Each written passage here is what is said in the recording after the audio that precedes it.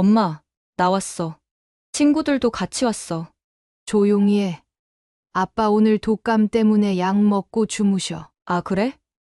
그럼 우리 거실에서 조용히 놀다 갈게.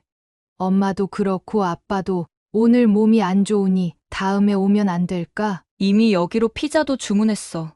애들하고 조용히 피자만 먹고 갈게.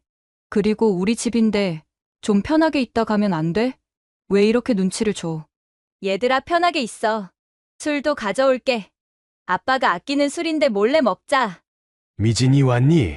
네, 아빠. 몸은 좀 괜찮으세요? 자고 일어났더니 좀 괜찮아. 근데 너무 시끄러워서 깼더니 이게 다 뭐니? 지난번에도 엄마 아빠 없을 때 집을 난장판 만들고 가더니 오늘도냐? 이제는 정말 안 되겠구나. 친구들 데리고 당장 나가라. 아빠, 갑자기 왜 그러세요? 제가 뭘 그렇게 잘못했다고요? 갑자기라고? 뭘 잘못한지 모르겠다고? 그럼 이제부터 알려주마. 안녕하세요. 이번 사연은 67세 김성훈 아버지의 사연입니다. 김성훈 아버지의 사연을 들으시면서 따뜻한 위로와 격려, 그리고 따끔한 조언을 댓글에 남겨주시면 김성훈 아버지께 큰 위안과 힘이 되니 많은 댓글 부탁드리겠습니다. 그럼 사연 바로 시작하겠습니다. 저는 올해로 67세가 된 평범한 은퇴 직장인입니다. 작년에 40년간 다니던 회사를 퇴직하고 지금은 아내와 함께 서울 근교의 아파트에서 조용한 노후를 보내고 있죠. 젊은 시절에는 야근도 많이 하고 주말 출근도 잦았지만 그래도 가족들을 위해 열심히 살아온 보람이 있었다고 생각합니다. 아이들은 모두 출가해서 독립했고 주말마다 가끔 얼굴 보며 지내는 그런 평범한 가정이었습니다. 아내는 저보다 2살 어린 65세인데 젊었을 때부터 꽃을 무척 좋아해서 베란다를 작은 정원처럼 꾸며놓았어요. 봄이면 튤립이 피고 여름이면 제라늄이 만발하고 가을에는 국화가 피어나는 사계절 내내 꽃향기가 가득한 우리 집이 참 자랑스럽습니다. 저는 아침 일찍 일어나 동네 한 바퀴 산책하고 돌아와서 아내가 내려주는 커피 한 잔으로 하루를 시작하는 게 일상이 되었습니다. 여보, 오늘 커피 맛이 좋네요. 제가 이렇게 말하면 아내는 늘 같은 말을 하죠. 당신 말이라면 믿어야지. 하면서 수줍게 웃는 모습이 참 예쁩니다. 40년 넘게 같이 살았지만 그 웃음은 여전히 처음 만났을 때처럼 설렘을 안겨주네요. 아내는 요즘 유튜브로 요리 영상을 보면서 새로운 요리에도 도전하곤 합니다. 가끔은 실패할 때도 있지만 저는 그런 모습마저도 사랑스럽게 느껴지더라고요. 우리 부부에게는 슬하에 이남 일녀를 두었는데 큰딸 미진이는 프리랜서 디자이너로 일을 하며 서울에서 살고 둘째 아들은 중소기업을 다니면서 분당에, 막내 아들은 다니던 직장을 그만두고 취업 준비 중이었죠. 다들 어려서부터 공부도 잘하고 착하게 자라서 부모 노릇하기가 수월했죠. 특히 큰딸 미진이는 어릴 때부터 책임감이 강하고 똑똑해서 동생들의 롤모델이 되어 주었습니다. 다들 바쁘게 살다 보니 한 달에 한두 번 정도 얼굴 보는 게 전부였지만 그래도 카카오톡으로 수시로 연락하면서 지내니까 크게 서운하진 않았어요. 저희가 사는 아파트는 15년 정도 된 25층짜리 아파트인데 18층에 살고 있습니다. 전망도 좋고 아래 동네가 한눈에 보여서 특히 밤에 보는 야경이 참 좋아요. 아내는 이 전망을 보며 커피 마시는 게 가장 행복한 시간이라고 하더군요. 해질 무렵이면 노을이 마치 수채화처럼 아름답게 펼쳐지는데 그때마다 아내와 나란히 앉아 풍경을 감상하는 시간이 참 좋습니다. 제 성격은 다소 꼼꼼하고 규칙적인 편입니다. 회사 다닐 때도 지각 한 번 없었다고 자부할 수 있을 정도로요. 아침 6시면 어김없이 일어나서 산책하고 신문도 보고 도서관도 가고 가끔은 동네 친구들이랑 바둑도 두면서 소소하게 지내고 있어요. 젊었을 때는 일이 바빠서 못 해본 것들을 하나씩 해보는 재미가 쏠쏠하더라고요. 반면 제 아내는 저와 달리 자유분방하고 활달한 성격이에요. 아이들한테도 너희들 하고 싶은 대로 해. 라며 늘 자유를 주는 스타일이었죠. 덕분에 아이들도 자신의 꿈을 자유롭게 펼칠 수 있었던 것 같아요. 저는 가끔 아내한테 당신이 없었으면 우리 애들이 이만큼 성장하지 못했을 거야. 라고 말하곤 합니다. 이웃들과의 관계도 나쁘지 않았습니다. 특히 옆집 박 선생은 저와 나이도 비슷하고 취미도 비슷해서 자주 어울리곤 했어요. 김 선생, 오늘 저녁에 시간 되시면 바둑 한 판 두시겠습니까? 하면서 바둑 두자고 초대하면 저는 늘 흔쾌히 응했죠. 아래층의 최 여사는 아내와 함께 등산 동호회 활동을 하면서 더 가까워졌고요. 주말이면 가끔 등산 다녀와서는 서로의 집에서 차도 마시며 이야기꽃을 피우곤 했습니다. 은퇴하고 나서는 제가 못 해봤던 것들을 하나씩 시작했어요. 수채화도 배우고 전문 카메라로 사진 찍는 것도 배우고 서툴지만 새로운 걸 배우는 게 즐거웠습니다.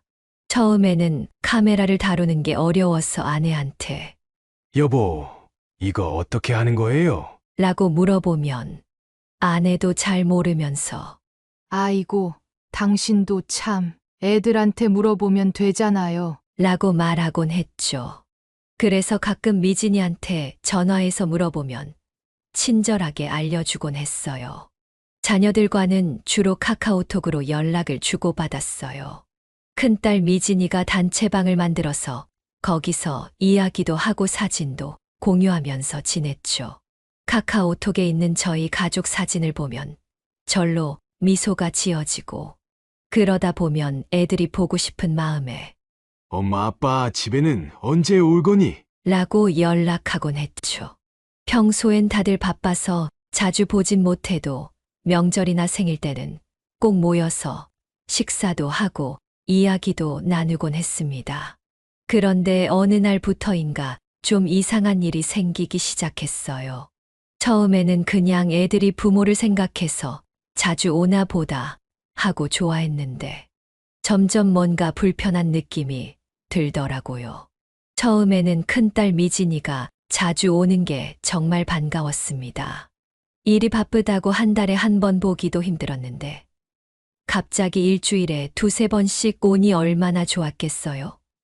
아이고, 우리 딸 왔어. 하면서 반갑게 맞이했죠.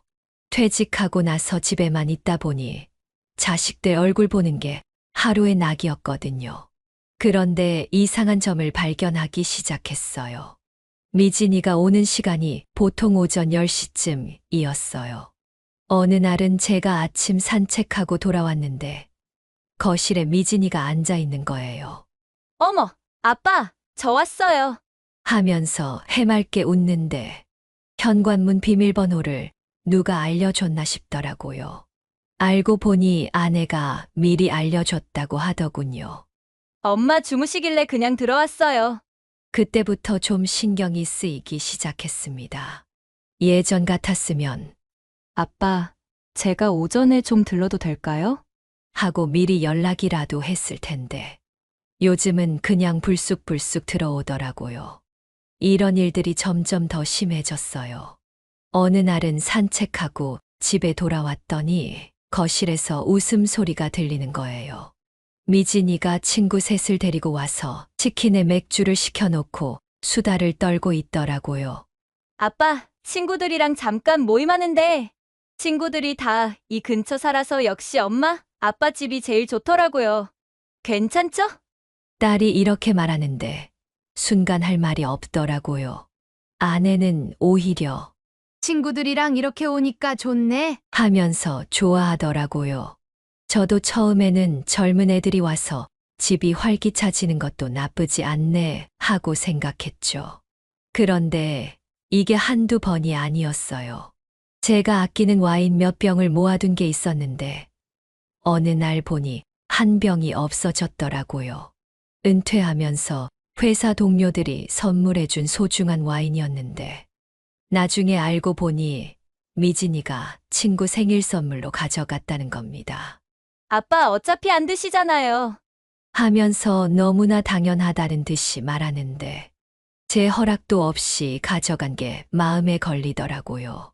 게다가 제가 아내와 특별한 날 마시려고 아껴두었던 건데 그날 저녁에 아내한테 이야기했더니 에이, 괜찮아요. 미진이가 필요해서 그랬겠죠. 하더라고요. 냉장고 상태는 더 심각했어요. 아내가 정성스럽게 담근 김치, 장아찌, 멸치볶음 같은 반찬들을 미진이가 통째로 가져가는 일이 잦아졌어요. 엄마가 해주시는 반찬이 최고예요. 제가 이따가 들고 갈게요. 하면서 냉장고를 뒤지기 시작하는데 아내는 오히려 더 필요하면 가져가. 하면서 좋아하지만 저는 왠지 모르게 불편했습니다. 제가 좋아하는 동치미를 담가놨는데 어느 날 보니 통째로 없어져 있고 제가 아침마다 먹는 요구르트도 한 번에 몽땅 가져가 버리고 여보, 나도 먹고 싶은데 애들이 다 가져가 버리면 어떡해요? 했더니 아내가 에이, 내일 마트 가서 더 사오면 되죠? 대수롭지 않게 얘기하더라고요. 그래서 제가 다시 말했죠.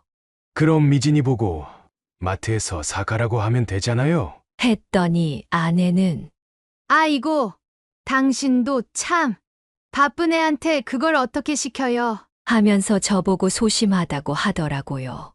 그리고 설거지는커녕 컵 하나 씻지 않고 가버리는 게 다반사였어요. 치킨 박스, 맥주 캔, 과자 봉지들이 널브러져 있고 심지어 어느 날은 화장실에 화장품들이 널브러져 있더라고요.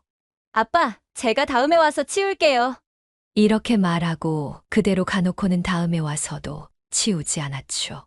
그러고는 아내가 다 치우고 있었어요. 젊었을 때는 깔끔했던 애가 언제부터 이렇게 변했나 싶더라고요. 거실 소파에 화장 자국이 묻어 있는 것을 발견했을 때는 정말 속상했어요. 제가 은퇴하면서 산 소파인데 아빠, 제가 새로 커버 사드릴게요. 하더니 그것도 흐지부지 됐고요. 매일매일 청소해도 끝이 없었어요. 그러더니 이제는 아예 자기 집처럼 드나들기 시작했어요. 주말에는 빨래를 들고 와서 세탁기를 돌리고 건조기도 사용하고 우리 집 세탁기보다 여기가 더 좋아서요. 라면서 말이죠. 심지어 제 서재에 있는 책상에서 재택근무를 하겠다고 하더라고요. 아빠 서재가 조용해서 일하기 좋더라고요. 이렇게 말하면서 제 책상을 점령해버렸어요. 저는 그날 아침 신문도 제대로 못 보고 결국 방으로 쫓겨나다시피 들어갔죠. 더 큰 문제는 둘째, 막내까지 이런 행동을 따라하기 시작했다는 거예요. 어느 날은 둘째가 와서는 제 옷장을 뒤적이다가 아빠, 이 넥타이 제가 회사에 하고 갈게요. 그렇게 말하고는 그대로 가져가 버리더군요. 그것도 제가 제일 아끼던 브랜드 넥타이를. 막내는 아예 친구들과 술자리를 하겠다고 거실을 점령해버렸고요. 아빠, 제 친구들이 우리 집 전망이 너무 좋대요. 여기서 한잔하면 분위기가 최고라고. 어느 날 한 번은 제가 늦게 들어왔는데 막내 아들이 거실에서 술판을 벌이고 노래를 부르고 있더라고요. 블루투스 스피커로 음악을 크게 틀어놓고 말이죠. 옆집 박 선생님이 다음날 아침에 김 선생, 어젯밤에 무슨 일 있었습니까? 하고 물어보시더라고요.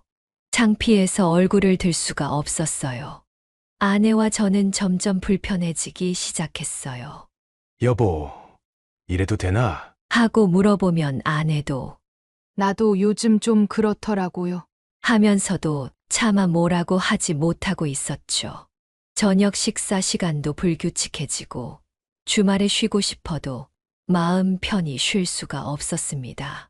TV를 보려고 해도 애들이 친구들과 와서 점령하고 있고 심지어 제가 좋아하는 뉴스 시간에도 자기들끼리 예능 프로그램을 보느라 채널을 돌려버리더라고요.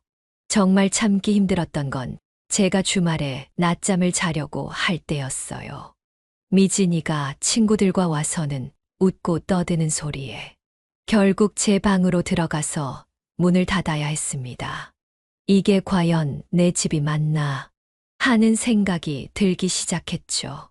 아내도 어느 순간부터 한숨을 자주 쉬더라고요. 여보, 저도 애들 보는 게 좋기는 한데 이제 좀 지치네요. 하면서요.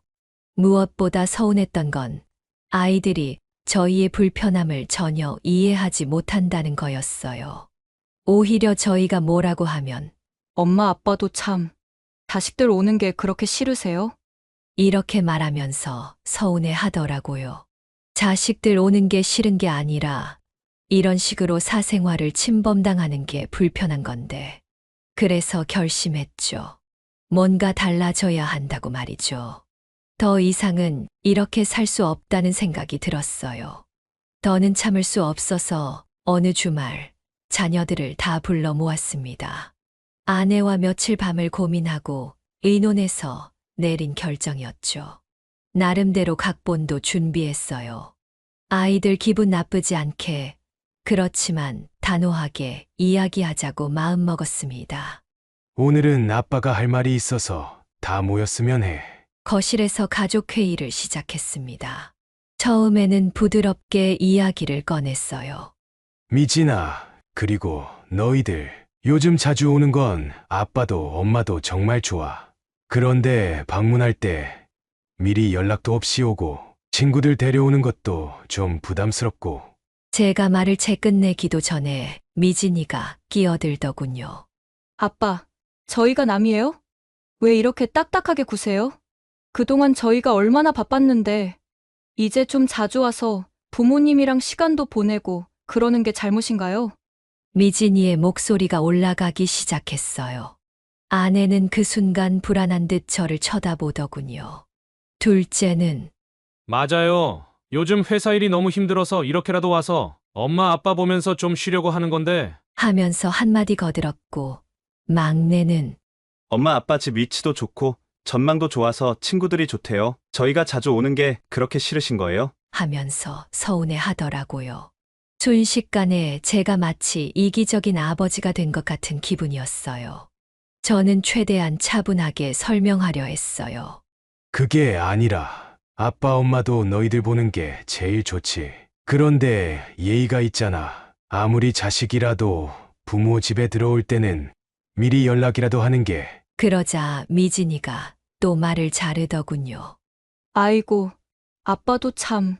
저희 어릴 때는 맨날 이게 다 너희 집이다 그러시더니, 이제 와서 갑자기 왜 이러세요?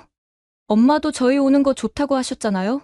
그 순간 아내의 얼굴이 붉어지더니 어쩔 줄 몰라 하는 표정을 지었어요. 아내는 눈치를 보더니 그래도 미진아, 친구들 데려올 때는 미리 얘기라도 하고. 하면서 조심스럽게 말을 꺼냈는데 미진이가 곧바로 엄마까지 이러시면 저희는 어떡해요? 앞으로 아예 안 오는 게 나을까요? 하면서 눈물을 글썽이는 거예요. 그러자 둘째와 막내도 저희 보고 이제 오지 말라는 거예요. 하면서 서운한 표정을 짓더군요. 결국 그날 가족회의는 아무런 결론도 못 내린 채 끝나버렸습니다. 자녀들은 모두 서운한 표정으로 돌아갔고 저와 아내는 한숨만 쉴 수밖에 없었어요. 그 일이 있고 나서 자녀들의 태도는 더 심해졌어요. 마치 항의하듯이 더 자주, 더 늦게까지 머물더군요. 미진이는 자기 친구 결혼식 뒤풀이 장소로 저희 집으로 정해놓고 나중에 통보하든 말을 하더라고요. 아빠, 이번 주 토요일에 제 친구 결혼식인데 뒤풀이 하기 좋은 데가 없어서 여기서 하기로 했어요. 괜찮죠? 마치 제 허락을 구하는 것 같지만 사실은 이미 다 결정해놓고 통보하는 거였어요. 막내는 아예 친구들과 게임하는 장소로 사용하기 시작했어요. 그러면서 밤늦게까지 큰 소리로 게임하면서 떠들더라고요. 그래서 제가 한마디 했죠. 얘들아, 시간도 늦었고 이제 집에들 가야 되지 않겠니? 이렇게 말했더니 아빠, 우리가 방해되면 아빠가 방에 들어가 계세요. 이러더라고요. 아내와 저는 점점 더 큰 스트레스를 받기 시작했어요. 밤에 잠자리에 들면서 한숨만 쉬는 날이 많아졌죠. 여보, 우리가 잘못하고 있는 걸까요? 아내가 물으면 저는 이건 분명히 잘못된 거예요. 그런데 어떻게 해결해야 할지 모르겠어요. 하고 답할 수밖에 없었습니다. 아내도 잠을 못 이루는 날이 많았어요. 여보, 저는 애들 얼굴 보는 게 좋은데 왜 이렇게 마음이 불편하죠? 하면서 눈물을 흘리기도 했어요. 그리고 이웃들의 눈치도 보이기 시작했어요. 옆집 박 선생님이 김 선생, 요즘 따님이 친구들 데려와서 늦게까지 집에 있는 모양이에요. 복도에서 자주 마주치네요. 하고 말씀하시는데 얼굴이 화끈거리더라고요. 아래층 최 여사님은 아내에게 젊은 사람들이 너무 시끄럽게 하는 것 같아요. 발소리도 크고. 하면서 불평을 하셨다고 해요. 심지어 관리실에서도 연락이 왔어요. 주변 주민들이 시끄럽다고 최근 들어 민원이 많이 들어오고 있습니다. 한 번은 엘리베이터에서 이웃 주민과 마주쳤는데 그분이 저를 보더니 고개를 절레절레 젓는 거예요. 그때 정말 창피했습니다. 40년 동안 모범적으로 살아왔는데 말년에 이런 소리를 들어야 하다니. 아내는 이웃들 시선이 너무 부담스러워서 아예 주민 모임에도 안 나가기 시작했어요. 설상가상으로 어느 날은 제가 아끼던 골동품 시계가 깨져 있는 걸 발견했어요. 알고 보니 미진이 친구가 실수로 떨어뜨렸다는 거예요. 아빠, 제가 새로 사드릴게요. 그렇게 별거 아닌 일처럼 말하더니 그 뒤로 이야기가 없더군요. 제 아버지께 물려받은 건데 돈으로 보상될 문제가 아닌데 말이에요. 아내는 점점 더 예민해져 갔어요. 자식들 편도 들어주고 싶고 저희 마음도 이해가 되는데 어느 쪽도 선뜻 들어주지 못하는 거죠. 여보, 전 정말 어떻게 해야 할지 모르겠어요. 하면서 우는 날도 있었어요. 밤늦게까지 잠 못 이루고 한숨 쉬는 날이 많아졌습니다. 저도 답답하기는 마찬가지였어요. 내 집인데 왜 이렇게 숨도 못 쉬게 하는지. 자녀들의 행동은 계속되었고 저희의 사생활은 점점 더 침해받았어요. 주말에 조용히 신문을 읽고 싶어도 아내와 단둘이 차 한 잔 마시고 싶어도 그게 안 되는 거예요. 아빠, 저 왔어요. 하면서 들어오는 미진이 엄마, 오늘은 친구랑 같이 왔어요? 하면서 들이닥치는 둘째 아빠, 저 잠깐 쉬다 갈게요. 하면서 들어와 밤늦게까지 있다 가는 막내. 우리 부부의 일상이 완전히 무너져 버렸죠. 그러던 어느 날 결정적인 일이 터진 건 제가 지방 친구 모임에 다녀오던 날이었습니다. 친구들과 오랜만에 만나서 즐거운 시간을 보내고 돌아오는 길이었어요. 아내는 친척 결혼식에 가고 없었죠. 엘리베이터를 타고 올라가는데 가슴이 자꾸 두근거리는 거예요. 뭔가 안 좋은 예감이 들었습니다. 그런데 아니나 다를까 제 불안했던 마음이 현실이 돼버렸죠. 집 앞에 도착하니 현관문이 살짝 열려 있더라고요. 분명히 집을 나설 때 문이 잠긴 걸 확인하고 나왔는데 말이에요. 불안한 마음에 문을 열고 들어가 보니 순간 제 눈을 의심했습니다. 거실이 완전히 아수라장이 되어 있었어요. 술병들이 널브러져 있고 피자 박스며 치킨 박스가 여기저기. 소주병, 맥주캔은 물론이고 위스키 병까지. 게다가 모르는 젊은 남녀들이 10명도 넘게 소파에 널브러져 있는 거예요. 옷차림도 제대로 갖추지 않은 채로 말이죠. 이게 무슨 일이야? 제가 소리를 치자 그제서야 미진이가 부엌에서 뛰어나왔어요. 얼굴이 벌겋게 취해 있었죠. 아, 아빠. 오늘 오시는 줄 몰랐어요. 제 생일이라서 친구들이랑 좀. 변명하는 미진이의 말이 채 끝나기도 전에 쾅 하는 소리가 들렸어요. 누군가가 제가 아끼던 크리스탈 화병을 떨어뜨린 거였죠. 돌아가신 장인어른께서 결혼 선물로 주셨던 건데 깨진 화병을 보는데 가슴이 찢어지는 것 같았어요. 그 화병만 보면 장인어른 생각이 났는데 이제는 그마저도 못하게 돼버린 거죠.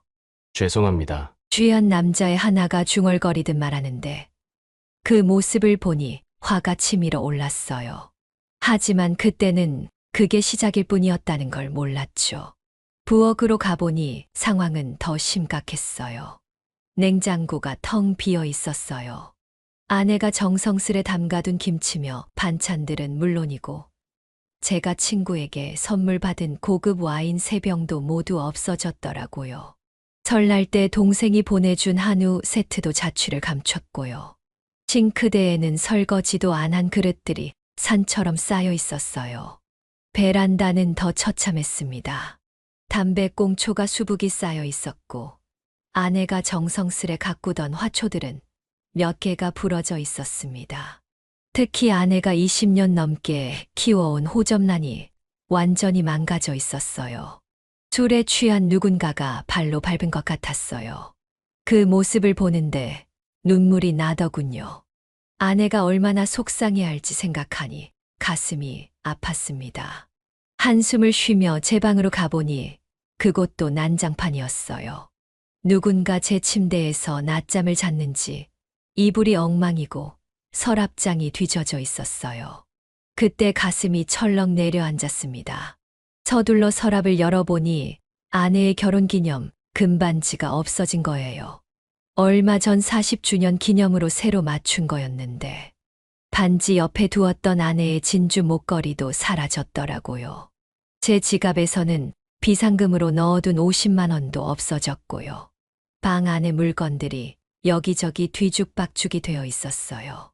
책장에 있던 책들은 마구 널브러져 있었고 제가 소중하게 모아둔 우표 수집철도 어디론가 사라져 버렸더군요.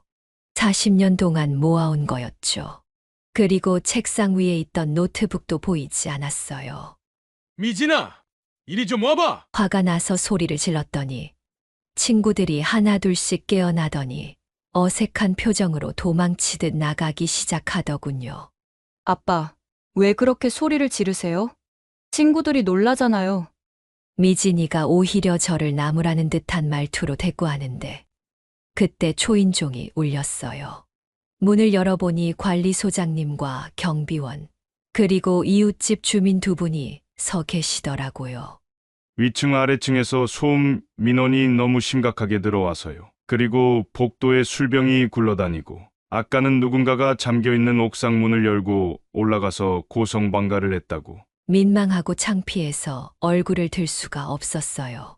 40년을 살면서 이런 꼴을 당해본 적이 없었는데 옆집 박 선생님은 절 보더니 고개를 절레절레 젓고 가시더라고요. 그날 밤 9시쯤에야 아내가 결혼식에서 돌아왔어요. 현관문을 열자마자 아내는 이상한 기운을 느꼈는지 얼굴이 굳더군요. 상황을 설명하자 아내는 한동안 말을 잊지 못하더니 쓰러질 듯 소파에 주저앉았습니다. 여보, 우리가 뭘 잘못한 걸까요? 아내의 눈에서 눈물이 흘러내리는데 제 가슴이 찢어지는 것 같았어요. 특히 호접란이 망가진 걸 보고는 한참을 울더군요. 이걸 어떻게 20년 동안 정성껏 키워온 건데. 그 모습을 보는데 제 마음도 아파서 견딜 수가 없었어요. 저희는 밤새도록 치우고 청소했지만 집안은 쉽게 예전 모습을 되찾지 못했어요. 곳곳에 술 자국이 남아있고 소파에는 지워지지 않는 얼룩이, 베란다 바닥에는 담배 탄 자국이 그대로 남아있었죠. 아내는 밤새 한숨만 쉬었어요. 여보, 전 이제 어떻게 해야 할지 모르겠어요. 다음 날 아침 둘째와 막내까지 불러서 가족회의를 했습니다. 이제는 정말 한계다. 더 이상 이렇게는 못 살겠다. 제가 단호하게 말했더니 미진이가 또 울먹이면서 아빠는 우리가 오는 게 그렇게 싫으세요? 친구들 데려오는 것도 안 되고, 이제 저희 보고 아예 발길 끊으라는 거예요? 하면서 감정적으로 대드는 거예요. 마치 제가 뭔가 잘못한 것처럼 몰아가더군요. 그렇게 그날은 자식들과 정말 큰 다툼이 있었어요. 이게 다 누나 때문이잖아. 나는 그냥 조용히 쉬다만 가는데 내가 뭘 잘못했다고. 누나가 맨날 여기 와서 술 먹고 깽판 쳐서 그런 거잖아. 자식들끼리도 서로 탓을 하면서 싸우기 시작했고, 아내는 중간에서 눈물만 흘리고, 결국 자녀들은 모두 화를 내며 집을 나가버렸죠. 더 이상 안 올 테니까 걱정하지 마세요. 라는 막내의 말이 문을 쾅 닫고 나가면서 메아리처럼 남았어요. 그날 이후로 자녀들과는 전화도 문자도 오가지 않았어요. 명절이 다가오는데 처음으로 자녀들 없이 명절을 보내게 생겼던 거죠. 아내는 밤마다 훌쩍이며 울고 저도 마음이 아팠지만 이제는 정말 뭔가 달라져야 한다는 생각뿐이었어요. 그날 밤 아내와 저는 밤늦게까지 이야기를 나눴습니다. 여보, 이제 정말 뭔가 해야 할 것 같아요. 이렇게는 더 이상 못 살겠어요. 아내의 말에 저는 고개를 끄덕였어요. 그러게요. 우리가 결단을 내려야 할 때가 온 것 같네요. 그리고 그날 밤 제 머릿속에 한 가지 생각이 떠올랐습니다. 잠을 이루지 못하고 뒤척이다가 결심했어요. 이제는 정말 현관문 비밀번호를 바꿔야겠다고 말이에요. 아무리 자식이라도 이제는 선을 그어야 할 때가 온 것 같았죠. 다음 날 아침 일찍 아내와 함께 거실에 앉아 진지하게 이야기를 나눴습니다. 여보, 스마트 도어락으로 교체하려고 해요.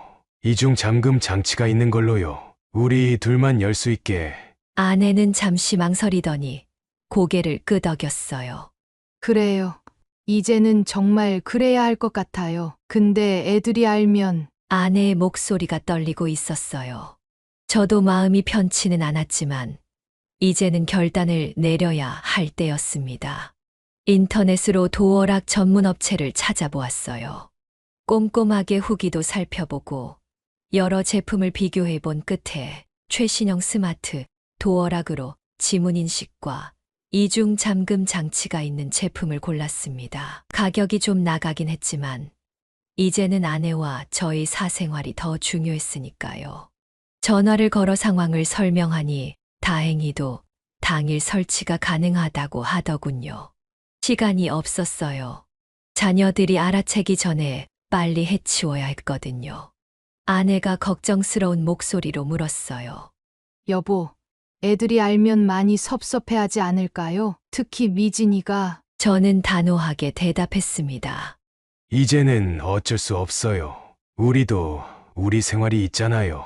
더 이상 이렇게 살 수는 없어요.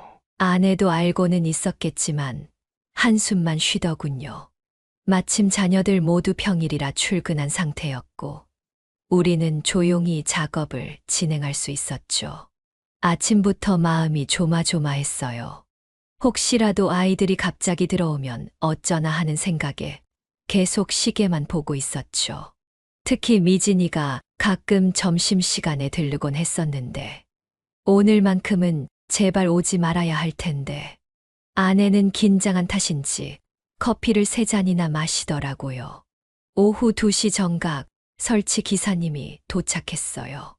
작업하는데 1시간 정도 걸립니다. 최신 기종이라 설치가 조금 복잡해요. 기사님이 작업을 시작하시는데 저희는 마치 도둑질이라도 하는 것처럼 조마조마했어요. 중간에 혹시라도 자녀들이 들이닥치면 어쩌나 하는 마음에 계속 복도를 살폈죠. 엘리베이터 소리만 들려도 가슴이 덜컥 내려앉았어요. 여보, 전화 왔어요. 아내가 휴대폰을 보여주는데 발신자가 미진이더군요. 저희는 서로 얼굴만 바라보다가 전화를 받지 않기로 했어요. 나중에 미용실에 갔다 왔다고 둘러대기로 하고요. 그렇게 조마조마한 마음으로 1시간을 보냈습니다. 새로운 도어락은 정말 최신식이었어요. 지문 등록도 하고 우리 부부의 휴대폰으로만 열 수 있는 블루투스 기능도 있었죠. 심지어 누가 언제 들어왔는지 기록도 남는다고 하더군요. 비밀번호는 완전히 새로운 번호로 바꿨어요. 우리 둘만 아는 특별한 날짜로요. 이제는 누구도 함부로 들어올 수 없게 말이죠. 설치가 끝나고 기사님이 떠나시면서 이제 아무도 못 들어올 거예요. 최신 보안 시스템이라 해킹도 불가능합니다. 하시는데 왠지 마음이 무거워지더군요. 아내는 계속 한숨만 쉬었어요. 여보, 우리가 너무 심한 걸까요? 저도 마음이 편치는 않았지만 이제 와서 돌이킬 수는 없었어요. 그날 저녁 예상했던 일이 벌어졌어요. 현관문 비밀번호가 틀렸다는 알람음이 울리더니 곧이어 휴대폰이 울렸습니다. 발신자는 미진이었어요. 아빠, 이게 무슨 일이에요? 도어락 바꾸셨어요? 비밀번호가 안 맞아요. 격앙된 목소리로 소리치는 미진이. 그래, 도어락도 바꾸고 비밀번호 바꿨다. 제가 담담하게 대답하자 미진이가 더 큰 소리로 외쳤어요. 얘요? 왜 저희한테 알려주지도 않고 그러세요? 저 지금 들어가서 짐 좀 가져가야 하는데. 미진아, 이제부터는 미리 연락하고 와야 해. 제 말이 채 끝나기도 전에 미진이가 울먹이면서 말하더군요. 아빠, 저희가 남이에요? 이럴 수 있어요? 전 지금 당장 들어가서 제 물건 좀 가져가야 하는데. 아빠, 이건 너무하신 거 아니에요? 저는 최대한 침착하게 대답했어요. 내일 와도 되잖아. 미리 연락하고. 곧이어 둘째한테도 전화가 왔어요. 아빠, 이게 무슨 짓이에요? 둘째는 회사에서 야근하다가 저희 집에서 자려고 왔던 모양이에요. 집에 가서 자거라. 이제부터 여기 올 때는 미리 연락해. 둘째도 화를 내더군요. 아빠, 갑자기 이러시면 어떡해요? 제 방도 있고 제 물건들도 있는데. 막내는 문자를 보냈더군요. 누나하고 형한테 들었어요. 저희가 남이에요? 엄마도 아시는 거예요? 연달아 오는 연락에 저는 한숨만 나왔어요. 아내는 옆에서 자녀들과 통화하는 내용을 듣고 있다가 눈물을 흘리더군요. 여보, 우리가 너무한 거 아닐까요? 하지만 이번만큼은 물러설 수 없었어요. 이제부터 우리 집에 오고 싶으면 미리 연락하고 허락을 받아야 해. 그리고 친구들은 절대 안 돼. 단호하게 말했더니 미진이가 울먹이며 말하더군요. 아빠, 전 이해가 안 돼요. 갑자기 이러시면 엄마는 뭐라고 안 하세요? 아내가 전화를 받았어요. 미진아, 우리도 이제 너무 지쳤어. 너희들 오는 건 좋은데.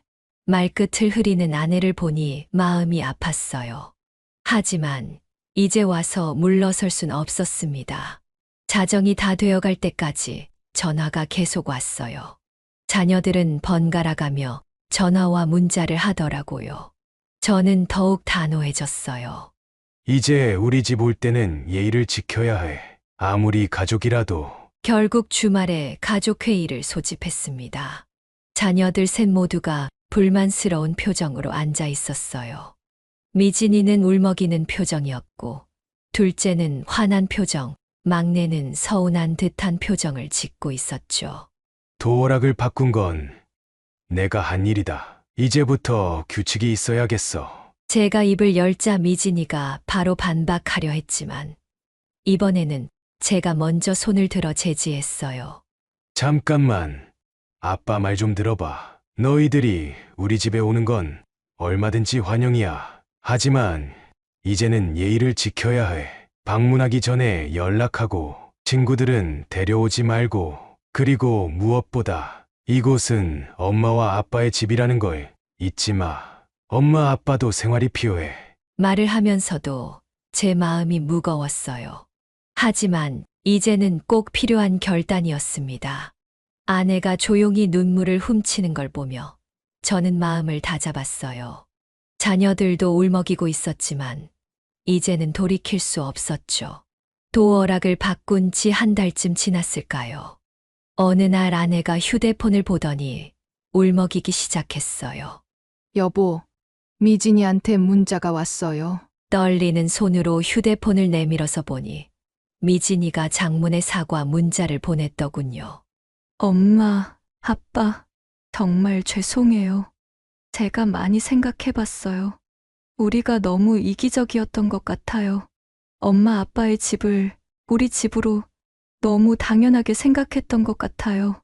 친구들 데려와서 시끄럽게 하고 집안 어지럽히고 이제 보니 제가 한 행동들이 너무 부끄러워요.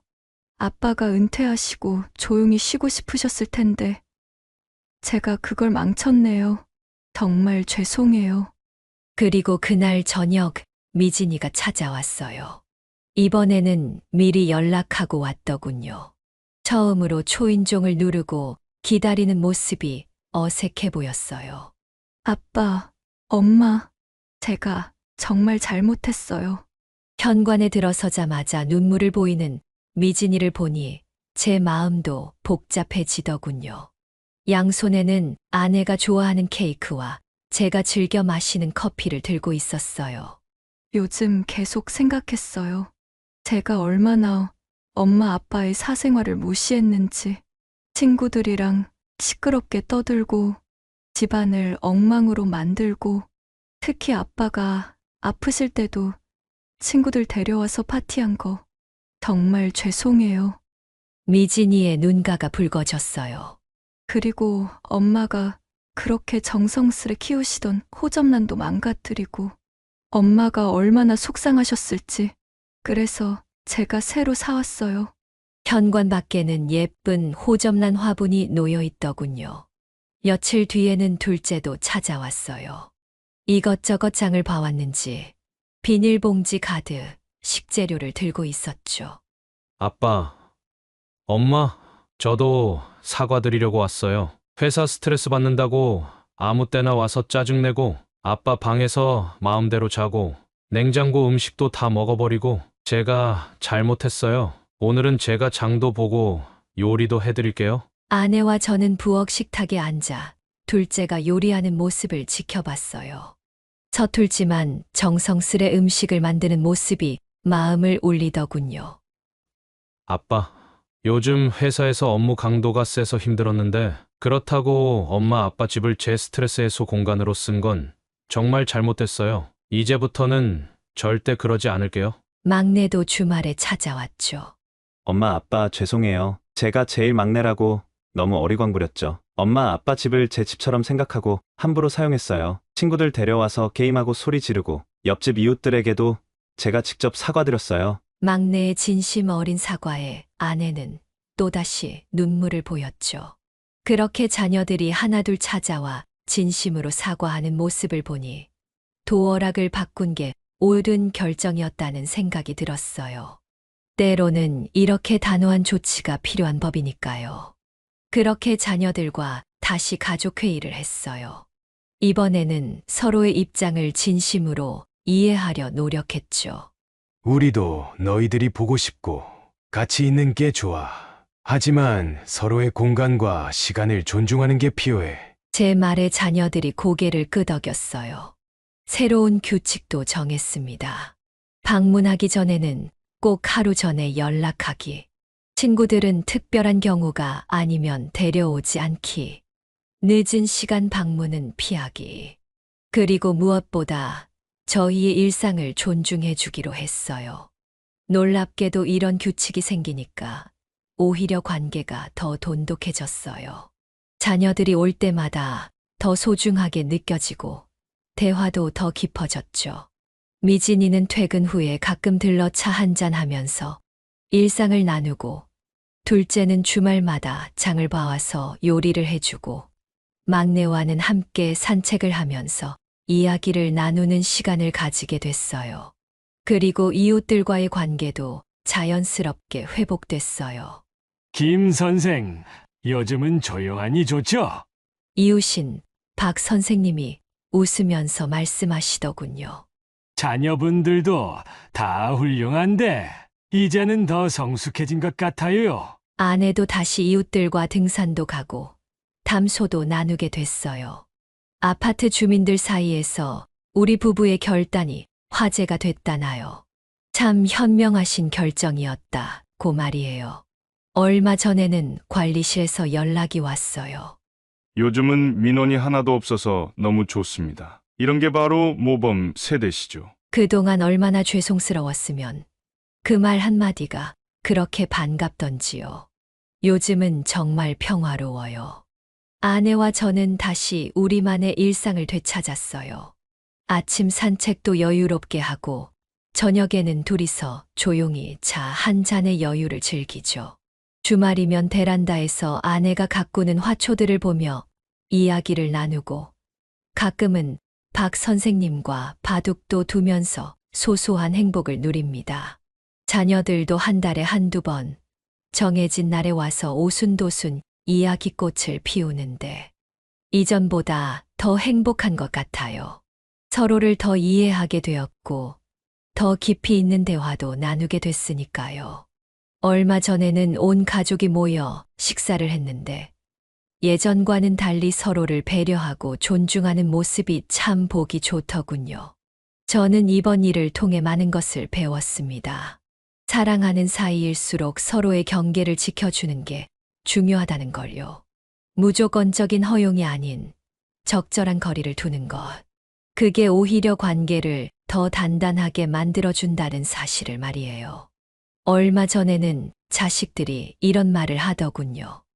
아빠, 그때 도어락 바꾸신 거 정말 잘하신 것 같아요. 저희도 이제 엄마 아빠를 더 존중하게 됐고 오히려 더 가까워진 것 같아요. 그때는 서운하고 속상했는데 지금 생각해보면 그게 저희한테도 필요한 교훈이었던 것 같아요. 그 말을 들으니 그동안의 마음고생이 다 씻겨 내려가는 것 같았어요. 지금도 가끔 그때를 생각하면 마음이 무거워져요. 자식들에게 상처를 줄까봐 많이 걱정했었거든요. 하지만 후회하지는 않습니다. 때로는 관계를 지키기 위해 단호해질 필요도 있다는 걸 배웠으니까요. 이제 우리 가족은 서로의 공간도 마음도 더 잘 지키면서 살아갑니다. 방문 약속을 잡을 때도 집안에서 생활할 때도 서로를 더 배려하게 됐어요. 그리고 그렇게 우리는 더 행복한 가족이 되어가고 있답니다. 사랑하면 모든 걸 허용해야 한다고 생각했는데 오히려 적절한 거리와 규칙이 있어야 사랑도 더 깊어진다는 걸 이번 일을 통해 깨달았어요. 이제는 저희 부부의 노후도 자녀들의 삶도 모두 행복해졌어요. 여기까지 김성훈 아버지의 사연이었습니다. 여러분은 어떻게 들으셨나요? 나이가 들수록 우리에게는 더 많은 휴식과 평화로운 시간이 필요한 법이에요. 자녀들을 사랑한다고 해서 모든 것을 무조건 허용하고 참아야 하는 건 아닙니다. 김성훈님처럼 때로는 단호하게 선을 그어주는 것이 오히려 가족 관계를 더 건강하게 만들 수 있어요. 우리 자신의 일상과 삶의 가치를 지키면서도 자녀들과 좋은 관계를 유지하는 것. 그것이 바로 진정한 부모의 모습이 아닐까요? 여러분의 노후는 여러분의 것입니다. 자녀들을 위해 평생을 살아온 우리, 이제는 우리 자신을 위한 시간도 가져야 하지 않을까요? 사랑하면서도 적절한 거리를 두는 것. 그것이 바로 지혜로운 부모의 모습이라고 생각합니다. 이 사연을 들려주신 김성훈님께 감사드리며 오늘도 이 영상을 시청해주신 모든 분들 모두 행복하시길 바랍니다. 구독과 좋아요, 알림 설정하시면 올라오는 사연을 빠르게 받아보실 수 있습니다. 그럼 다음 사연으로 찾아뵙겠습니다. 고맙습니다.